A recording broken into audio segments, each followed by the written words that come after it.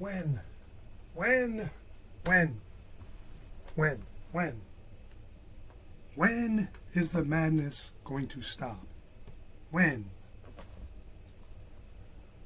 So sick and tired, driving crazy, stupid news reports. I'm going nuts.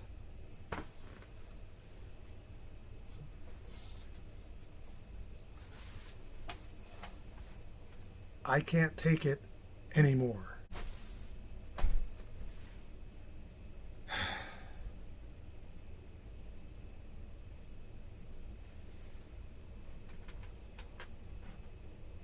You want the real cruise news?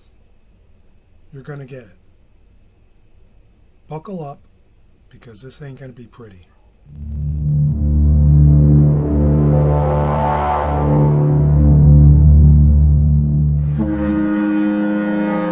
Hey, how's it going, everybody? This is Scott. I'm a cruising advocate, cruising fanatic, and a travel agent for Paradise Cruising Travel.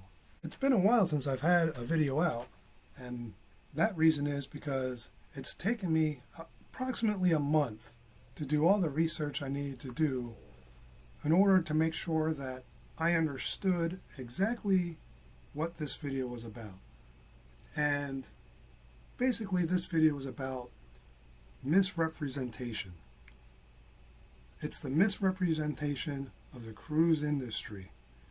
And it's basically been all about the media and the constant negative news stories that the media keeps pumping out against the cruise industry. The reason for doing this video was I wanted to find out why, and I wanted to tell people why. Why is the cruising industry the focal point of nothing but negative reporting? And here's what I found. The answer to that is very simple. I don't know. I can't figure it out. There's no reason. It doesn't make sense to me. As I started my research for this video, I realized that obviously I had to go back pre-pandemic. So I went back several years, and the things I found were pretty disturbing and unsettling, but not what's happened to the cruising industry. It's been more about how they've been reported. And the things I found were just blatant lies, misrepresentation, just incorrect facts. And the thing that disturbs me about everything is here we are in 2022, and at the time that I'm doing this video, there's another news story about an outbreak on a cruise ship. And here's the thing. We're now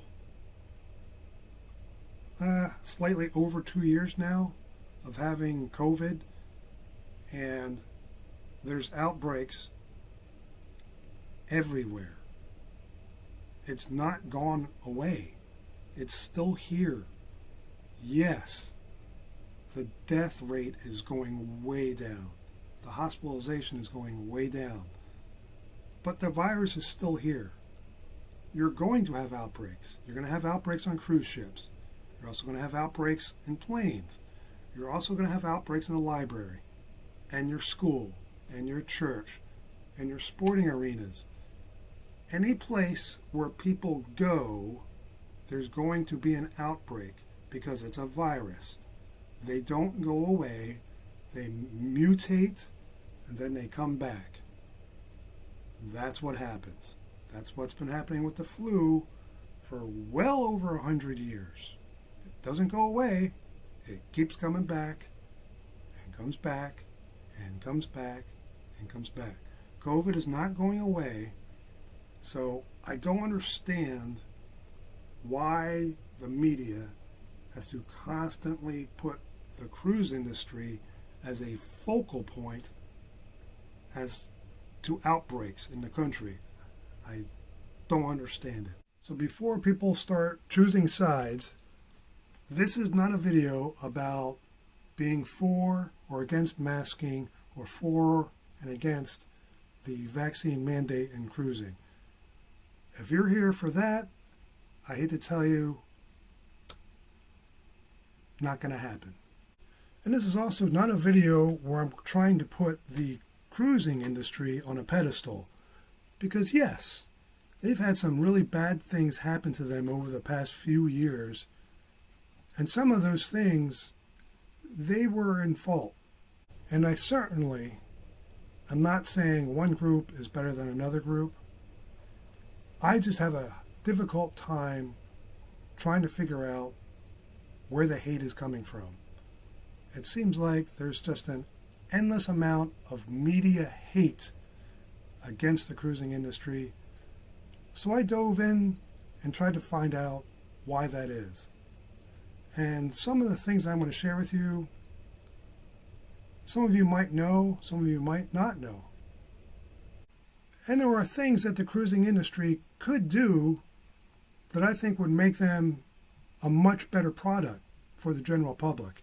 In fact, I'm actually going to do a video on things the cruising industry could do to make them even better. But of course, that's just going to be my opinion, so whatever. But anyways, I just wanted the people to know that I'm not here to ruffle feathers. I'm just here to state some facts and some things that have been really gone overboard against the cruising industry.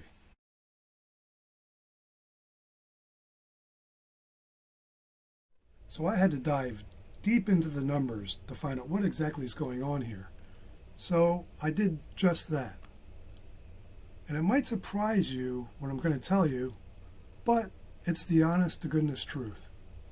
And the fact is, the cruising industry has taken advantage of some tax loopholes, along with treaties that we've signed roughly 100 years ago, that basically says, you don't tax our ships, we won't tax your ships. So we've signed treaties like that all over the world, basically saying, we can port here, you can port there, we won't rob each other blind. So that, along with tax loopholes, which they've taken advantage of, and when I say tax loopholes, you've got to understand that it's perfectly legal what they're doing. And they're not the only ones doing it. I'll come back to that in a minute. So, with these tax loopholes, they pay roughly 1.4% federal income tax. 1.4%. Our federal tax rate right now for corporations is 21%. Now I know what you're saying. You'll say, wow, that is really unfair. Yes, it does sound unfair. But like I said, they're not the only corporations that are doing it. But, so I can break it down for you, I went back to 2019, went just to Carnival Cruise Lines to find out the numbers. So in 2019, Carnival made $3.6 billion. $3.6 billion. They paid roughly, this is not an exact penny amount, they paid roughly $71 million in taxes. We say they made $3 billion and only paid $71 million in taxes? No, that's actually incorrect. Yes, they paid $71 million in taxes, but on top of that, they paid approximately $600 million in state taxes and port fees. Because every time they pull into port, they're subject to the taxes to that state or that city or the town that they've pulled into. And they've got to go by their rules. So they paid a combined total of about $671 million in taxes and port fees just in 2019. And that's just Carnival Cruise Line. In 2008, our country was tanking, if you remember. Tech stocks plummeted, real estate plummeted, the auto industry was on the brink of extinction, basically. But the thing was, they went to the federal government and asked for bailout money. And the government bailed out GM. Fine, whatever. My point is, a lot of these companies take advantage of these tax loopholes, and they're doing the exact same thing that the cruising industry is. And some of these you've heard of. IBM, Netflix, Apple, Amazon. Amazon's one of the biggest companies in the world, and they're doing the same thing that the cruising industry does. This next one might surprise you. GM. GM was the automaker that was bailed out by the government in 2008. They take advantage of all these tax loopholes. So, why the hate against the cruising industry for doing it? They've never gotten bailed out by the federal government. Not in 2008, and not recently because of all the loss due to COVID. So, why the misreporting and why the hate? Because it's not true. Saying that they don't pay taxes, it's simply not true. I gave one example of 1 year, $671 million in taxes that one company paid. That's a lot. And don't forget, there's a lot of Americans that work on these cruise ships. Well, not a ton, but the ones that do, they've got to pay state and federal taxes also.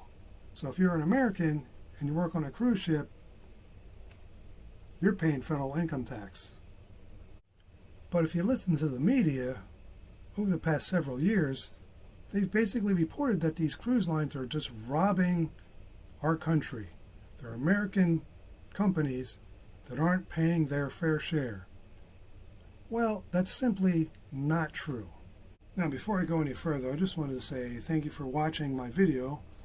And if you could just support my channel by hitting that subscribe button right down there, it's a little cruise ship right down there, I'd really appreciate it. It helps me out a lot. I really, really would appreciate it. Just hit that little cruise ship down there and get you to subscribe to my channel. Hey, and while you're at it, after this video is over, put some comments down there. Let me know. Are you tired of the media and all the negative reporting? Because I know I am. Look at the shine on my head. Okay, that's enough of that stuff. Let's move on to our next topic.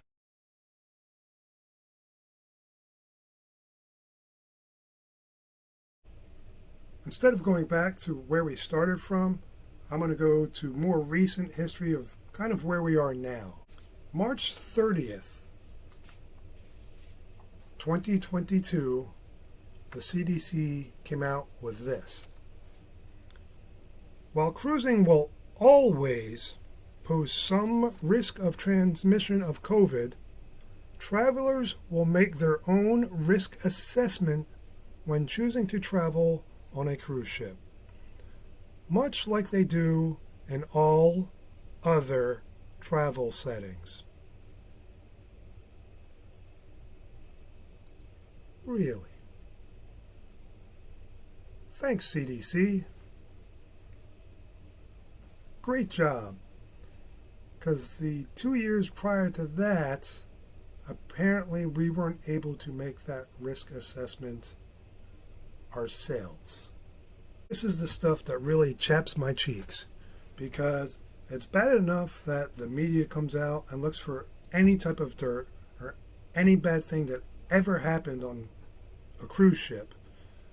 We then have to battle the CDC, who went out of their way over the past 2 years to rule over and overregulate the cruising industry. That's what I have a problem with. It has nothing to do with vaccinations or masking or lockdowns.